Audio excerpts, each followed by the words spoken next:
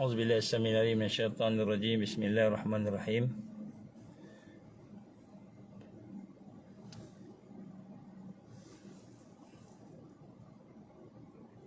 Dengar insya-Allah. Boleh dengar.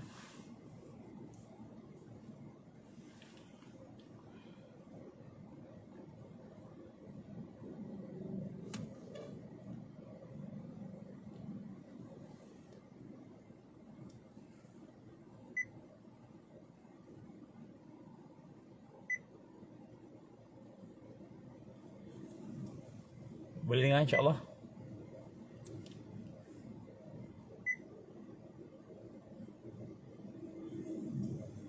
Boleh dengar insya-Allah. Baik. Okey, boleh dengar.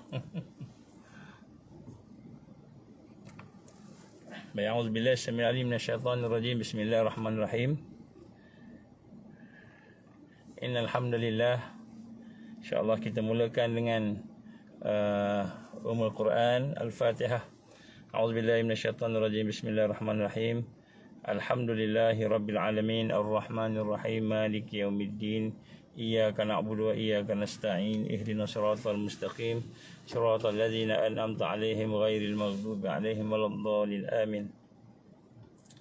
A'udzubillahi samil alim minasyaitonir rajim. Bismillahirrahmanirrahim. Innal hamdalillah nahmaduhu wa nasta'inuhu wa nastahdihi wa nastaghfiruh.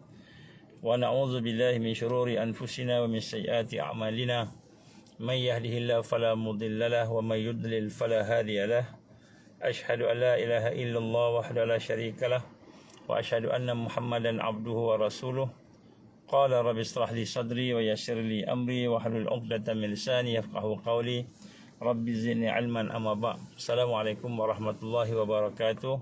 Alhamdulillah, pertama-tama kita syukur kepada Allah Subhanahu Wa Taala diberikan kesempatan kepada kita untuk berkumpul pada tengah hari ini, pada petang ini. Jadi kita berhadapan dengan suasana baru lepas PRU 15 di negara kita ini. Dan setelah telah habis PRU 15, kita dapati masih lagi tidak boleh membentuk kerajaan.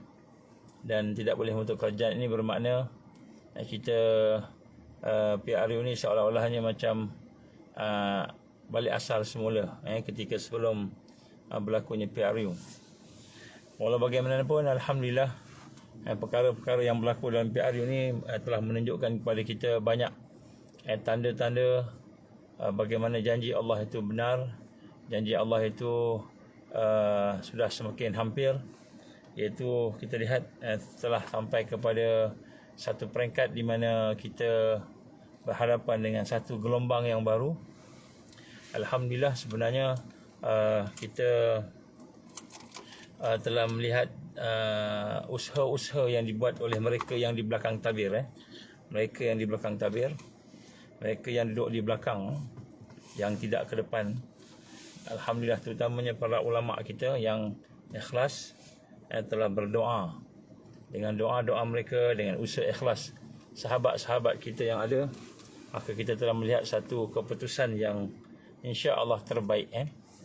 Satu keputusan yang insya-Allah terbaik. Yang pertama sekali, saya ingin menyatakan bahawa sesungguhnya sebelum PRU lagi, kita telah berbincang tentang negara, kita telah berbincang tentang masalah negara, dan kita telah berbincang mengenai masalah-masalah pengkhianatan yang ada dalam negara. Jadi dalam perbincangan itu, kita telah pun mengenal pasti akan musuh-musuh yang ada di dalam negara ini, sama ada musuh Islam, musuh umat Islam, ataupun musuh kepada apa yang kita gambarkan sebagai negara Malaysia. Jadi kita telah melihat bagaimana musuh-musuh itu telah membuat perancangan yang berbagai-bagai. Dan mereka merancang untuk menguasai media. Mereka merancang untuk menguasai orang-orang muda. Mereka merancang untuk menguasai kita kata kunci-kunci kekuatan kepada orang Islam, orang Melayu kita. Dan mereka telah menguasai hampir keseluruhan jawatan kuasa, penggerak-penggerak kerajaan mereka menguasai. Dan kita melihat bagaimana mereka juga telah menguasai kepimpinan sampai ke peringkat yang paling tinggi di dalam negara kita. Jadi apabila melihatkan perkara itu dari kacamata awam, kacamata kita lah, orang biasa-biasa ni, kita nampak seperti seolah-olahnya tak ada harapan dah, tak ada harapan lah untuk kita nak menang, untuk Islam itu ke depan. Tidak ada harapan, seolah-olahnya tidak ada jalan dah. Kita menjerit macam mana kuat pun, kita kempen macam mana hebat pun, tak boleh nak menang. Tapi alhamdulillah, sebenarnya barakah usaha-usaha mereka yang kerdil yang ada di dalam negara ini, yang mungkin tidak mahu ataupun tidak ke depan secara high profile, kebanyakannya low profile sahaja, iaitu dari kalangan para duat yang ikhlas, para pendakwah yang ikhlas. Mungkin juga kita lihat daripada para tuan-tuan guru yang ikhlas. Begitu juga dengan mereka yang telah dizalimi, banyak doa-doa mereka mula kelihatan dikabulkan oleh Allah Subhanahu Wa Taala. Jadi sinilah kita lihat bagaimana keadaan negara kita dalam keadaan yang seolah-olahnya tak ada benda, tak boleh buat apa dah. Jadi dalam keadaan yang demikian, rupa-rupanya perkara yang menyebabkan ramai orang menangis, ramai orang sakit, ramai orang dalam keadaan susah, menyebabkan manusia semakin hampir kepada Allah. Kita tidak kata majoriti, sebab majoriti masih lagi lalai, masih lagi leka, masih lagi dalam keadaan tidak ada kesedaran. Tetapi kita menyebut tentang mereka yang berjuang, mereka yang ikhlas berjuang, yang memang betul-betul ikhlas, bukan kerana nak mengambil kesempatan, bukan kerana dapat pangkat, bukan kerana supaya dapat projek dan sebagainya. Jadi alhamdulillah, mereka yang ikhlas inilah yang sebenarnya telah ditingkatkan oleh Allah Subhanahu Wa Taala di dalam kehidupan mereka. Malahan Allah Subhanahu Wa Taala telah menjadikan bagaimana keadaan mereka yang ikhlas itu bertambah kuat, bertambah tersusun, sehingga ada di kalangan mereka yang telah mula bergabung dan mula bersatu di dalam platform-platform yang tertentu. Jadi sebenarnya suasana yang ada pada hari ini, kalau kita tengok secara tersurat dan tersirat, yang tersurat kita nampak seperti seolah-olahnya sama aja, ataupun kita melihat seolah-olah seperti keadaan hari ini dikuasai oleh musuh Islam, sama ada dikuasai oleh pihak antarabangsa ataupun pihak dalam negara kita, musuh yang dalam negara atau luar negara. Jadi kita lihat di satu dalam yang tersurat, kita melihat bagaimana umat Islam seperti terketinggalan. Yang tersurat kita melihat bagaimana umat Islam seperti berpecah habis, tak boleh buat apa dah. Tetapi rupa-rupanya yang tersirat sebalik kejadian yang berlaku di dalam negara kita dan di luar negara juga, telah menghimpunkan mereka yang ikhlas, telah menggabungkan mereka yang sungguh-sungguh bekerja untuk benar-benar membina kebangkitan dan kekuatan Islam, membina kekuatan dan kebangkitan Islam. Jadi sebenarnya sebelum ni mungkin kita tak berkenalan antara satu sama lain, tapi sekarang kita dah mula berkenalan. Dan kita mungkin sebelum ni tidak ada rasa boleh nak bersama dalam platform. Alhamdulillah, kebanyakan kita telah ada platform-platform yang telah dibuat pada masa ini. Jadi alhamdulillah, sebenarnya apa sahaja yang berlaku di hadapan kita sebenarnya adalah merupakan tanda-tanda bahawa kita sedang menuju kepada kebangkitan Islam, sedang menuju kepada kekuatan ummah, dalam keadaan tak sedar, cumanya lambat atau cepat. Cumanya kita terlibat secara langsung atau tidak langsung. Jadi kita melihat keadaan ini telah semakin sebab itulah bila kita melihat sungguh-sungguh apa yang berlaku, maka sebenarnya ketakutan kita terhadap kita sebut Dajjal, tentera Dajjal, perancangan Dajjal, perancangan jahat, New World Order dan sebagainya, kita melihat bagaimana perancangan-perancangan jahat itu sebenarnya tidak ada kekuatan, melainkan dia telah menghasilkan satu gelombang baru. Gelombang baru iaitu gelombang kebangkitan. Bermula daripada kita yang tak sedar, tak perasan tentang musuh, yang kita rasa tak ada apa-apa tentang musuh tadi, bermula dalam keadaan kita rasa kita kekurangan serba-serbi. Dari situlah terbangunnya satu kesedaran dan akhirnya menyebabkan umat Islam yang ikhlas, yang nak bersungguh-sungguh berjuang itu, mereka boleh membina satu barisan dan satu kekuatan walaupun masih baru. Ya, sebab itulah tuan-tuan dan puan Allah, PRU15 yang ada, yang baru berlaku pada hari ini dan masih tak habis lagi drama-dramanya tu, sebenarnya menggambarkan tentang bagaimana Allah SWT sedang merancang kebangkitan umat dalam keadaan yang sedar atau tidak sedar. Orang politik memang dia tak perasan. Orang politik tak perasan, tak sedar. Sebab mereka sibuk dengan isu-isu yang ada, sibuk dengan masalah-masalah yang ada di kalangan, di sekitar demokrasi, di sekitar demon crazy. Jadi menyebabkan mereka fokus kat situ. Yang mereka nak ialah siasah macam mana nak menang, siasah macam mana nak memimpin negara dari sudut menjadi ahli parlimen ataupun ahli Dewan Undangan negeri. Jadi kita lihat orang-orang yang terlibat dengan sistem ni dia tak perasan. Dia nampak kalau kita tengok dari sudut kemenangan MP ahli parlimen pada baru-baru ini, bagaimana pasukan daripada Parti Islam PAS yang telah mendapat 49 kerusi di parlimen. Satu yang kita katakan bahawa satu yang amat baiklah dari sudut orang Islam, orang PAS tu kan, daripada orang Islam tu. Cannot be free. Jadi dari sudut kemenangan politik, saya nak cuba bacakan kat sini. Ini semua adalah tanda-tanda kebangkitan Islam. Kita tengok bagaimana yang pertama sekali menggambarkan kepada kita parti yang sebelum ini setakat 18 saja, PAS contohnya, dia telah mendapat 49. Ini dari sudut kita bukan nak sudut kursi, itu dari sudut peningkatan. Kemudian kita lihat juga bagaimana parti-parti yang dulu menguasai sistem negara kita ini seperti UMNO jatuh. Anggarannya 30 lebih, dianggarkan 30 lebih untuk kali ini, tapi 26 saja dia dapat. Begitu juga dengan PKR, anggarannya 40 lebih, 50, 30 lebih, 31. Begitu juga DAP, anggarannya 40, 47, mungkin 50, mungkin lebih lagi daripada itu, ataupun 40-an, cukup sekadar 40 sahaja. Jadi kita lihat bagaimana keadaan kemenangan-kemenangan, kekalahan-kekalahan yang berlaku itu sebenarnya satu indikator.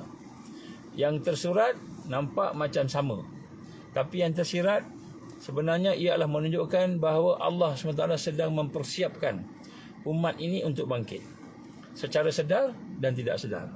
Yang sedar, kita nampak orang yang ikhlas, orang yang faham akan hakikat sunnah Nabi, JDT, jihad, dakwah dan tarbiyah itu. Maka mereka yang sedar ni, mereka nampak dan mereka tersusun dan mereka mula menyusun. Dan bukan sahaja di negara kita, tapi di seluruh dunia. Berlaku juga benda yang sama di Eropah, berlaku juga benda yang sama di Amerika, berlaku juga benda yang sama di negara-negara lain, terutamanya kalau kita hanya di Nusantara. Sebab itulah kita lihat sebenarnya apa yang saya nak gambarkan di sini, bahawa apa pun yang berlaku dalam PRU15 baru-baru ini, yang tersurat nampak macam okey, kata ramai penganalisa politik, menggambarkan bahawa kita sedang menuju kepada politik matang disebut. Politik matang. Saya sebenarnya politik tu tak matang, sebab selagi sistemnya itu bukan sistem yang 100% daripada Islam, dia tak akan capai kematangan. Tak akan capai kematangan. Pasti ada sesuatu yang rosak daripada sistem yang asasnya rosak.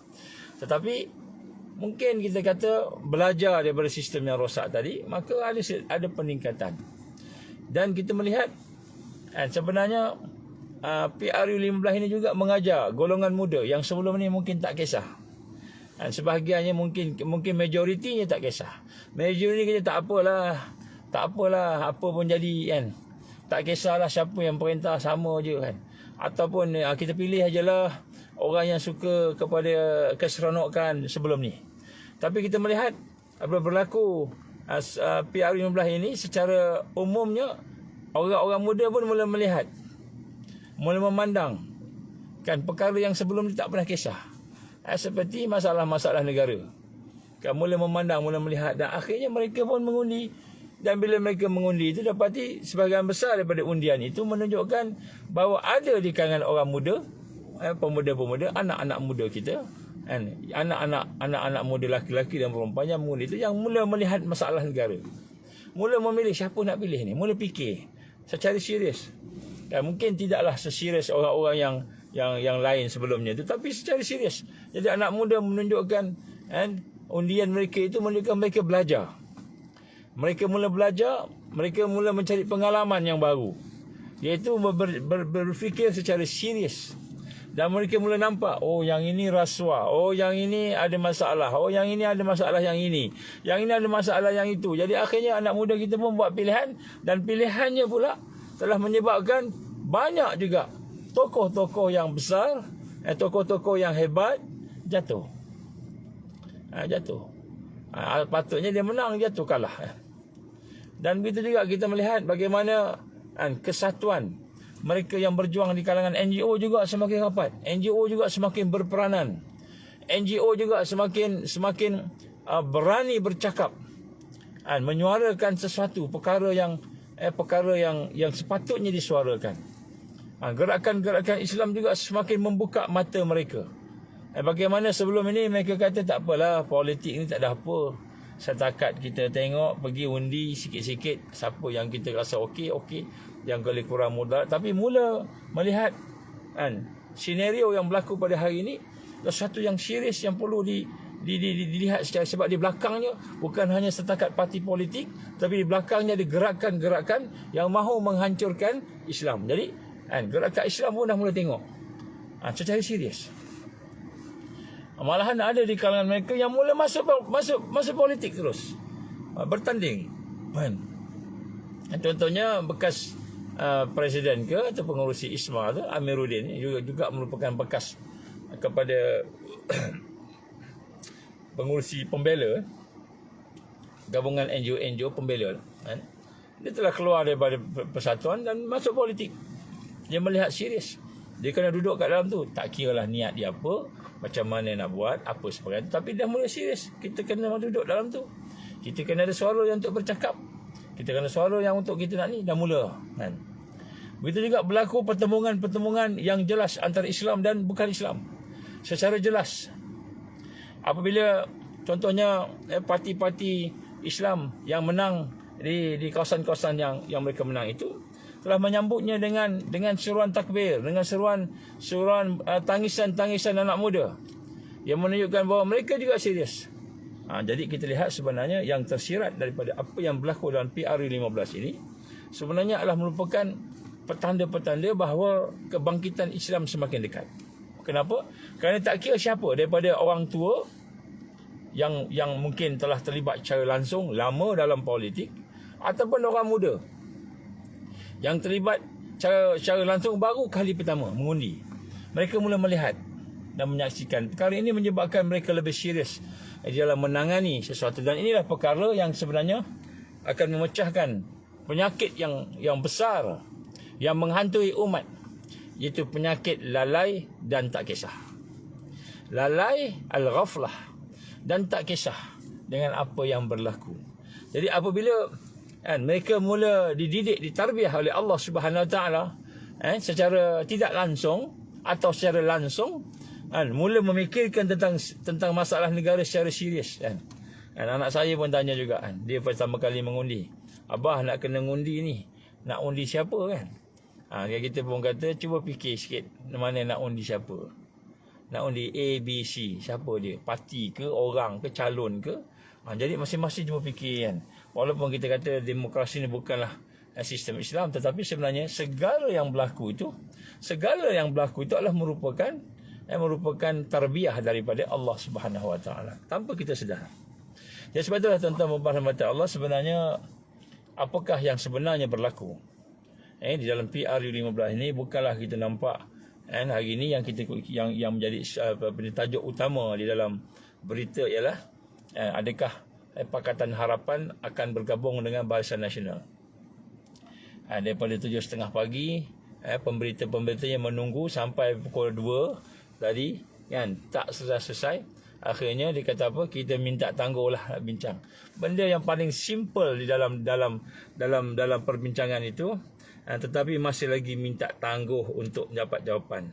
Kenapa nak minta tangguh dapat jawapan? Kenapa tak boleh dapat jawapan terus? Kerana di dalamnya ada kepentingan-kepentingan tertentu yang dipertimbangkan melebihi daripada kepentingan Islam, melebihi daripada kepentingan negara yang sebenar yang disebut stabil tak stabil tadi, ataupun melebihi daripada kepentingan visi dia, misi dia, ataupun kita kata kepentingan manifesto dia, prinsip parti dia sendiri. Macam contohnya Barisan Nasional yang diterajui oleh UMNO. Apa dia prinsip UMNO tu? Apa yang UMNO nak capai?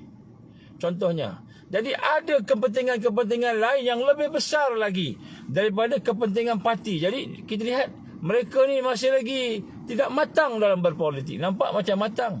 Sebab selagi mereka meletakkan kuasa dunia sebagai perkara yang nombor satu di dalam membuat keputusan, kita ni kena menang ni, kita kena memerintah ni, kita kena ada kuasa dalam kerajaan, maka selagi mereka meletakkan dunia sebagai matlamat utama mereka untuk memenangi kita kata kehidupan ini, maka selagi itulah mereka tidak akan matang, malahan silap-silap boleh membawa kepada syirik. Jadi sebab tu nak sebut kat sini, benda yang simple tapi tak boleh nak diselesaikan. Kenapa? Kerana walaupun dah jelas dah prinsipnya begini, pegangannya begini, UMNO pegangannya begini, Barisan Nasional pegangannya begini, ini pegangannya, dan kemudian Pakatan Harapan pula pegangannya begini, ini prinsipnya. Tak boleh nak capai kata putus. Tak boleh nak capai hati putus. Kenapa? Kerana di dalamnya ada benda yang lain yang dia nak capai. Rupanya apa yang dalam hati, apa yang dalam pemikiran masih lagi tidak matang. Kenapa? Kerana tidak meletakkan Allah, tidak meletakkan Islam sebagai matlamat paling tinggi. Tak meletakkan Allah sebagai Rabb, sebagai ilah yang mana kita hajat kepada redha dia, kita nak berubudiah pada dia, kita nak menegakkan sistem dia. Tidak letak di paling atas, dia letak nak menang. Dia letak ada kepentingan-kepentingan tertentu.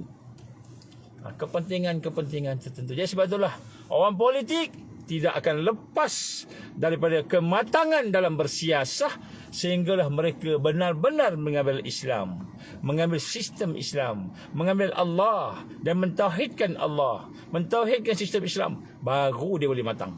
Kalau tidak, tak matang. Dia akan fikir ini siasah matang. Tak matang. Saya minta maaflah saya sebut begini, kerana inilah yang berlaku hari ini. Sebab itu tuan-tuan berhormati Allah, yang tersurat nampak macam lebih kurang sama, tapi yang tersirat sebenarnya satu gelombang baru, gelombang kebangkitan Islam sedang berjalan pada hari ini.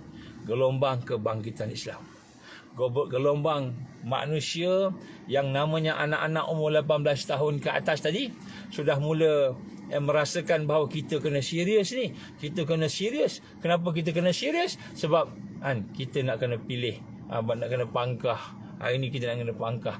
Walaupun yang pangkah tu bukanlah nak pilih Islam, tapi nak pilih pemimpin yang nak memimpin negara. Tetapi kita kena pangkah, nak kena fikir siapa. Banyak sangat orang kempen ni. Hak ni kata rasuah, tolak rasuah. Hak ni kata tolak apa ni, resis, tolak ini, macam-macam tolak lah. Jadi kita tengok yang tersirat anak-anak, orang tua sebelum mula berfikir.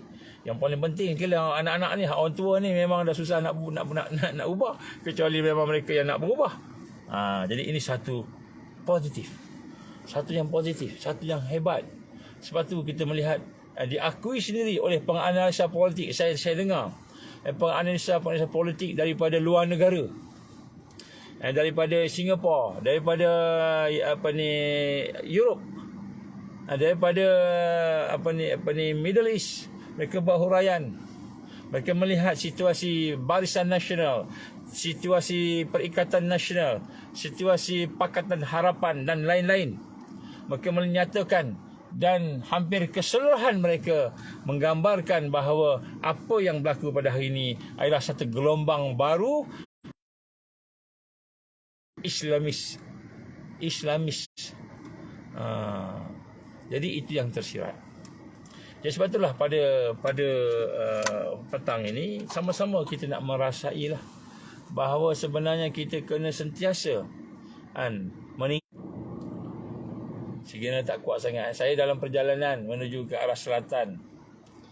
Allah izin, saya berhenti sekejap di salah satu RNR dan kita bersiaran. Jadi signal tak berapa nak kuat sangat, tapi alhamdulillah ada 3 bar.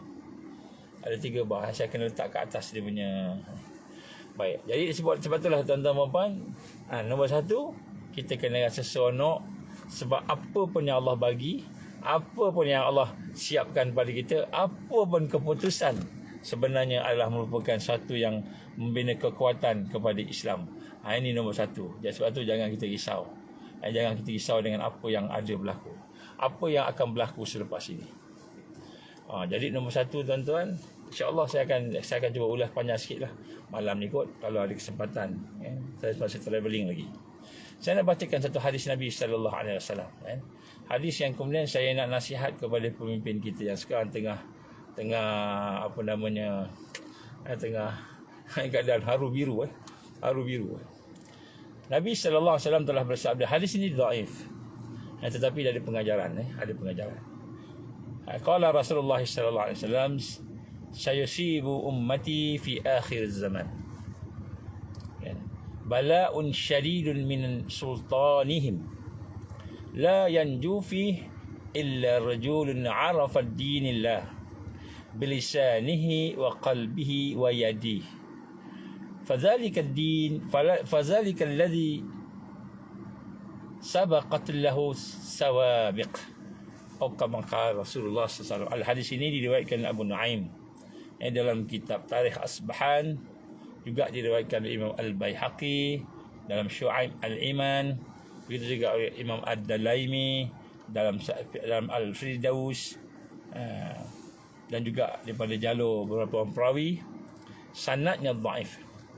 Sanadnya dhaif. Adalah sebab-sebabnya kerana sanad sebagainya. Tapi walaupun sanadnya dhaif, hadis ini telah diguna oleh Al-Hafiz Ibn Rajab Al-Hambali dalam Jami'ul Ulum wal Hikam, dalam kata beliau bahawa hadis ini gharib dan sanadnya terputus. Tetapi dia boleh digunakan oleh Al-Hafiz Ibn Rajab untuk menggunakan sebagai mensyarahkan hadis sahih dalam hadis 40 Imam An-Nawawi berkaitan dengan amar ma'ruf nahi munkar.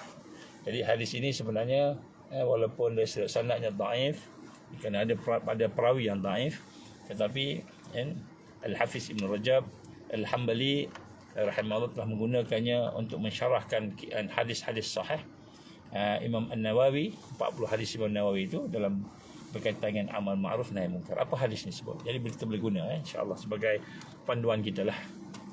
Nabi sallallahu alaihi wasallam telah bersabda, umat aku pada akhir zaman, sayusibu ummati fi akhir zaman, umat aku pada akhir zaman ini bala'un syadidun minas sultanihim. Mereka akan ditimpakan dengan satu bala yang sangat dahsyat, syadidun, yang sangat dahsyat, daripada min sultanihim, daripada pemerintah mereka. La yanju fi, tidak ada seorang pun akan terlepas daripadanya. Jadi Nabi gambarkan akan sampai satu masa di akhir zaman di mana pada masa itu sultan atau pemerintah itu akan menimpakan satu kesusahan, satu balak yang sangat dahsyat kepada mereka. Dan kemudian la yanju fi, tidak akan ada siapa-siapa boleh terlepas daripadanya, illa rajulun arafad din, kecuali orang-orang yang ataupun laki-laki ataupun orang-orang yang arif, yang memahami tentang agamanya. An arafa dinallah bilisanihi wa qalbihi wa yadihi, maka dia akan berusaha untuk menentang balak itu, perkara yang tak elok itu. Dia akan menentang dengan kefahaman agamanya tadi. Dia akan menentang, dia akan lawan, dia akan melakukan sesuatu yang amar ma'ruf nahi munkar tadi. Berusaha dengan lisannya, bilisanihi, dengan lisannya dia akan cakap, dia akan tulis dengan lisannya, wa qalbihi, dengan hatinya, wa yadihi, dan juga dengan tangannya, dengan kemampuannya.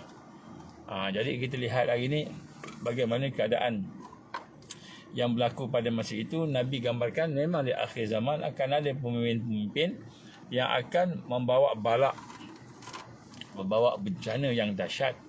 Tetapi orang Islam, dia bukan diam aja, dia bukan tengok aja. Dia bukan kata tak apalah, biarlah, tak payah buat apa-apa kan. Tapi Nabi kata apa? Kan, semua yang diam, semua dia akan terkena tadi kan. Illa rajul, kecualilah mereka yang arafa dinallah, yang arif, yang faham, yang mendalami tentang din Allah, agama Allah tadi, dan dengan itu mereka menentangnya dengan lisannya, dengan hatinya, dengan tangannya.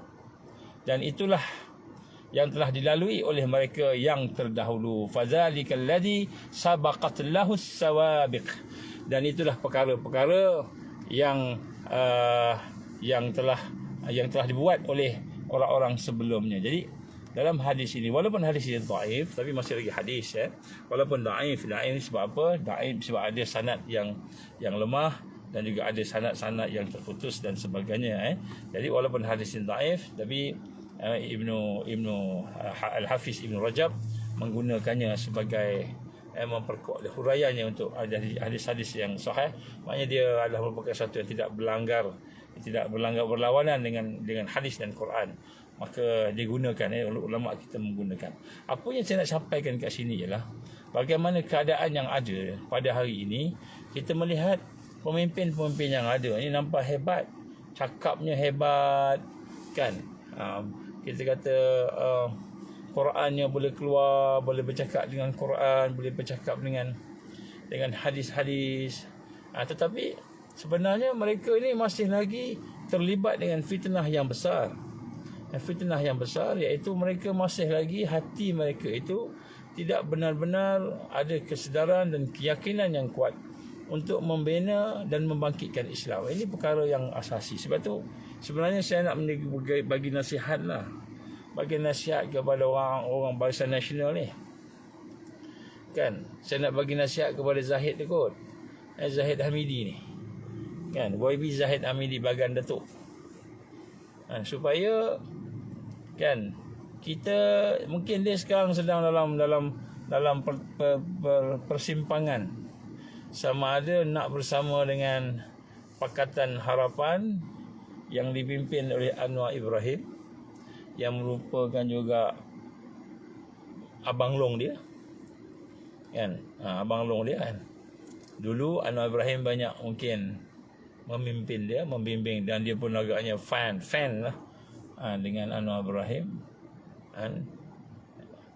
Ataupun nak bersama dengan Perikatan Nasional yang di dalamnya juga ada sahabat-sahabat dia juga, ramai sahabat-sahabat dia. Tapi mungkin ada sesuatu yang dia nak capai yang lain, kita tak nak pergi dalam sangat. Tapi nak sebut kat sini, saya menasihatkan kepada pemimpin-pemimpin UMNO, Barisan Nasional yang sekarang Allah izin menang dengan kerusi yang sedikit berbanding yang lepas. Janganlah angkuh dengan Allah Subhanahu Wa Taala. Sebab Allah bagi menang. Menang tu Allah bagi. Allah nak uji kita. Kita ni dah diberi menang ni, kita masih nak ikut arus ke? Ataupun kita nak ikut prinsip? Apa prinsipnya? Kalau saya lah jadi dia, kan, saya ada satu yang kita suka dalam hati, tapi saya suka dalam hati yang saya nak buat. Tetapi pada masa yang sama, saya telah bercakap dengan pengikut-pengikut saya ataupun orang yang kita sama-sama nak menuju kepada kebaikan ni. Kan contohnya disebut secara jelas, saya dengar ucapannya dalam Perhimpunan Agung UMNO yang lepas, no Anwar, no DAP. Itu yang dia cakap. Yang dicakap no UMNO, no Anwar, no DAP. Disebut itu kan.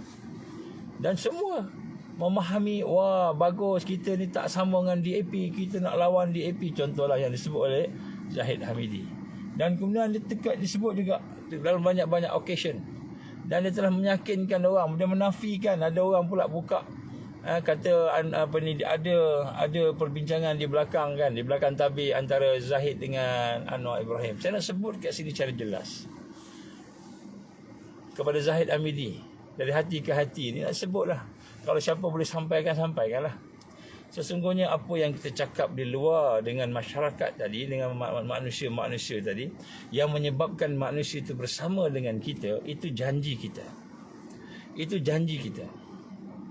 Dan janji kita itu adalah merupakan suatu yang perlu kita laksanakan.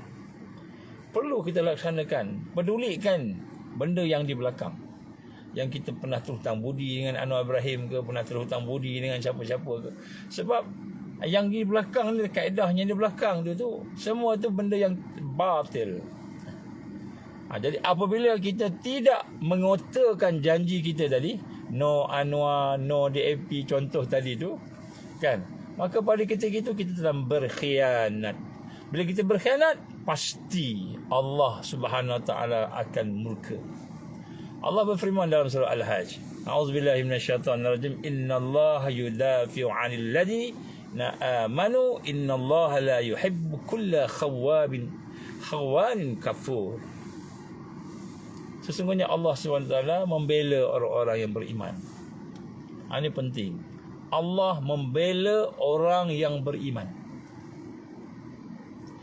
Jadi kalau kita nak dapat pembelaan Allah, kita kena yakin dengan Allah. Maka sesungguhnya Allah tidak suka. Allah benci, la yuhibbu. Dan Allah tak sukalah, benci kulla khawanin kafur, iaitu mereka yang berkhianat dan mereka yang tidak bersyukur. Khianat dan bersyukur. Jadi maknanya kita dah cakap, saya ni nak memimpin orang Melayu ni orang Islam, saya nak menjadikan orang Melayu ni, orang Islam ni ke depan, membina kekuatan umat dan sebagainya. Saya ni suka penyatuan umat, mufakat nasional pula. Ya, mufakat nasional lah kan. Dan sebagainya. Tiba-tiba bila kita nak bina satu kekuatan kestabilan negara, kita pilih pula orang yang di belakangnya ada Zionis. Siapa Zionis tu? DAP tu ada Zionis. Saya cakap sekarang lah, sebab apa, dah habis pilihan raya. Saya cakap cara langsung lah kan, dah habis, tak ada ngundi dah. Memang ada, kita tahu dan dia pun tahu. Maka Allah menggambarkan, kalau kita nak dapatkan pembelaan daripada Allah dan nak mendapatkan satu title yang besar, iaitu beriman pada Allah, maka jangan berkhianat. Jangan menjadi pengkhianat. Saya sebut secara langsung kepada Zahid Hamidi. Semua orang tahu ni. Semua orang tahu. Saya tak boleh nak cakap dengan dia, saya ada nombor dia. Tapi kalau saya hantar pun tak ni kan. Saya pernah jumpa dia, dia panggil saya kan, dia panggil saya akhi, saudaraku. Ana anta, dia sebut masa tu lah. Saya ingat lagi. Dia mungkin tak ingat kot, ramai dia jumpa. Jadi nak sebut kat sini, janganlah kita menjadi mereka yang tidak dapat pembelaan Allah.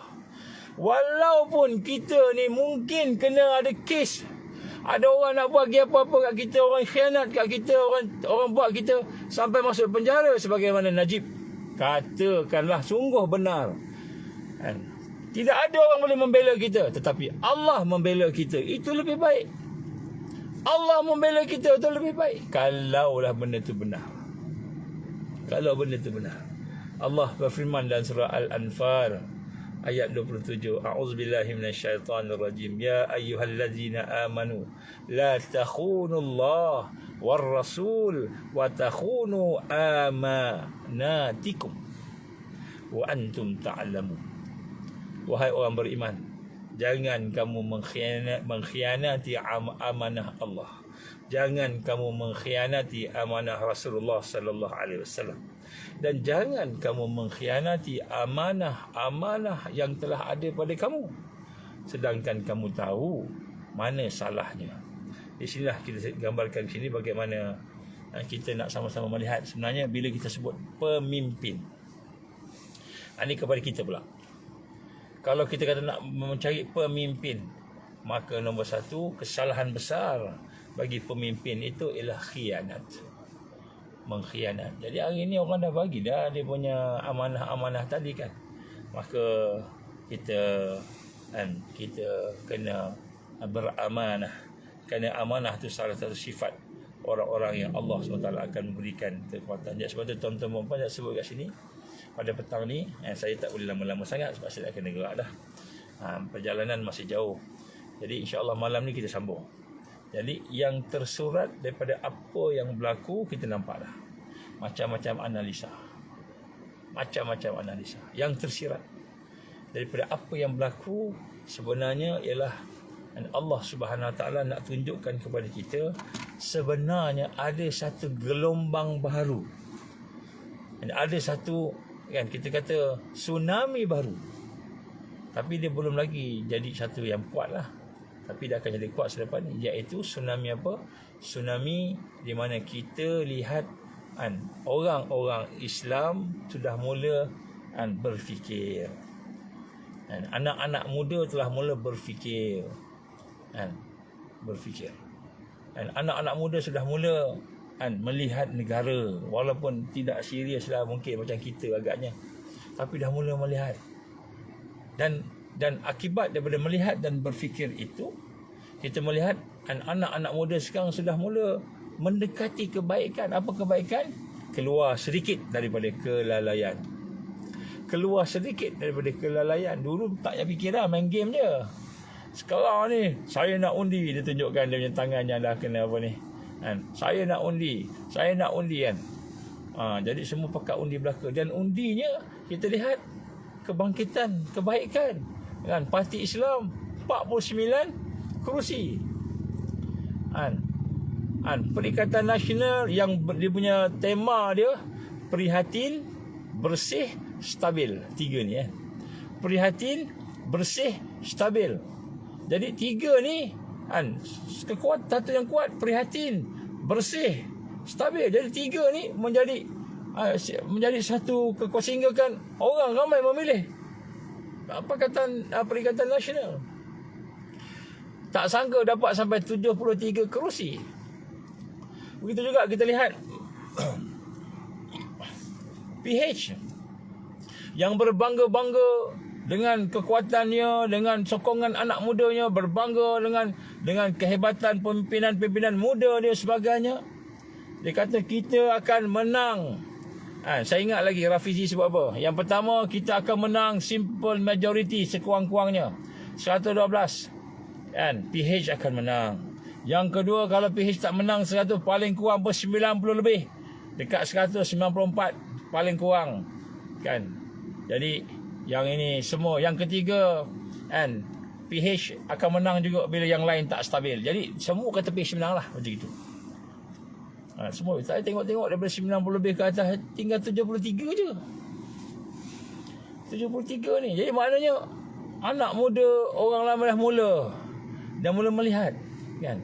Kemudian pemimpin yang khianat, yang sombong, yang bongkak seperti Khairi Jamaluddin. Walaupun dia ada apa nama kita kata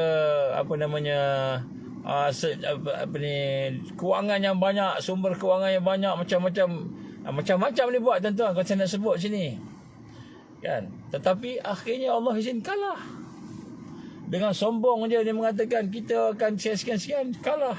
Nampak? Kalah. Kemudian pemimpin seperti Syed Saddiq, pemimpin muda yang menang masih lagi mempertahankan kerusinya. Tetapi dia mempertahankan kerusinya dalam keadaan undi pecah. Cubalah. PH 82. Yalah, PH 82. PN 73. Jadi katakanlah kan Syed Saddiq tadi lawan dengan seorang lagi. Siapa seorang lagi tu? Katakanlah orang yang paling lemah dekat Johor siapa ni? Antara yang paling lemah kat Johor ni calon PAS. Antaralah dululah, sekarang ni dah ada kebangkitan. Kan. Kalau lawan satu dengan satu, insya-Allah Syed Saddiq kalah. Sebab dia cuma dapat 38% lebih kurang. Jadi nak sebut dekat sini bagaimana orang yang mengundi dia sudah mula terbuka matanya.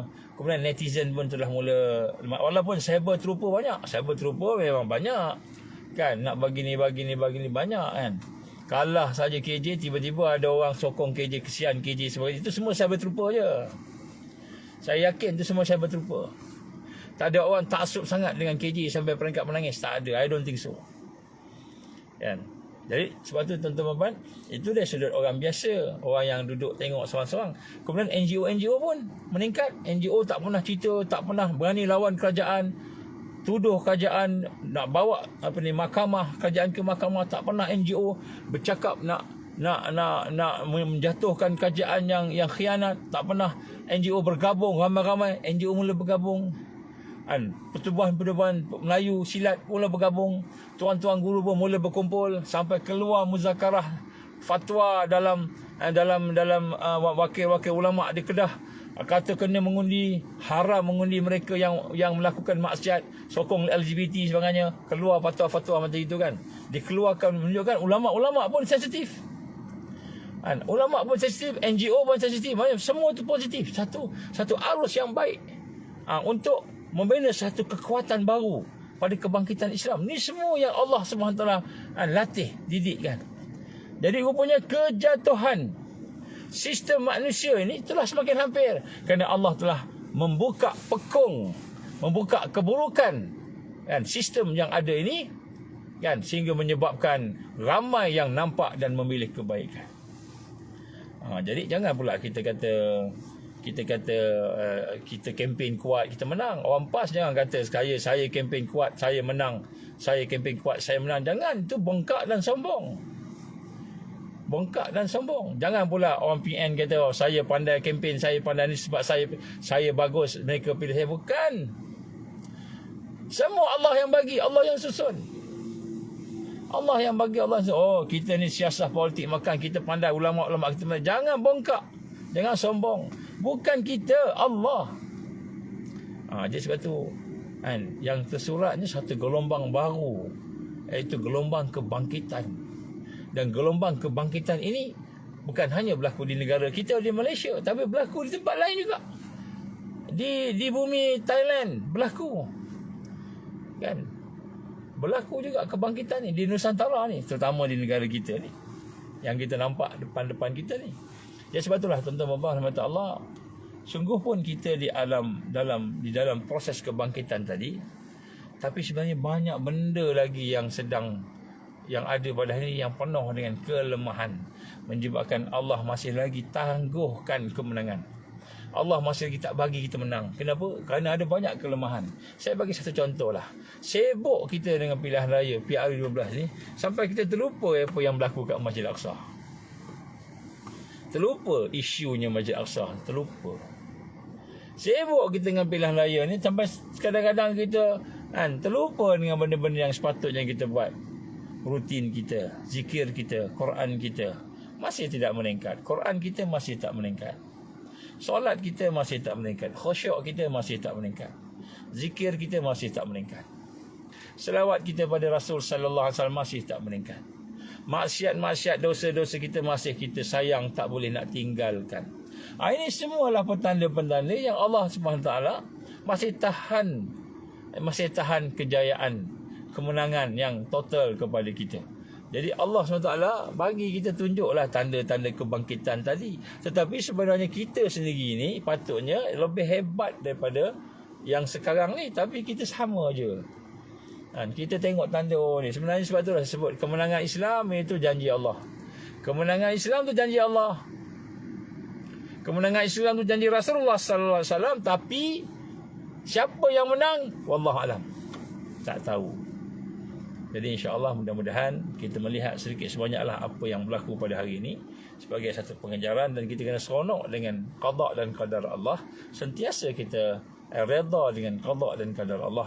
Sama ada benda tu perit ke, tak best ke, atau benda tu best, benda tu sedap yang kita suka, sentiasa kita berada dalam keadaan syukur dan sabar. Tetapi kita kena pastikan bahawa kita kena melakukan amar ma'ruf nahi munkar.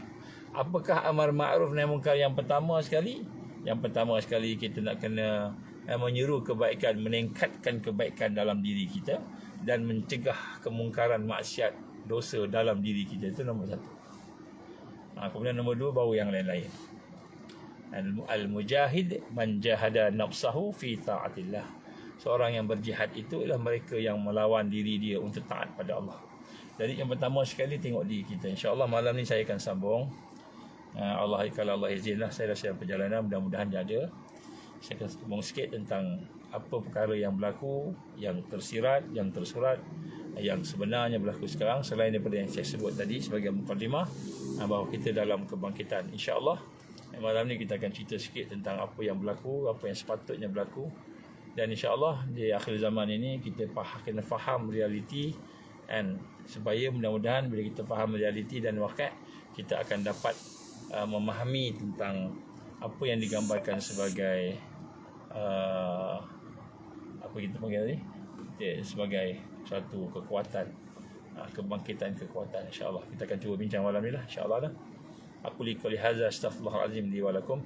Jadi insyaAllah mudah-mudahan sedikit yang saya cuba kongsikan. Tak maaf tak ada prepare apa sangat, saya cuma cakap apa yang terlintas sekarang ini.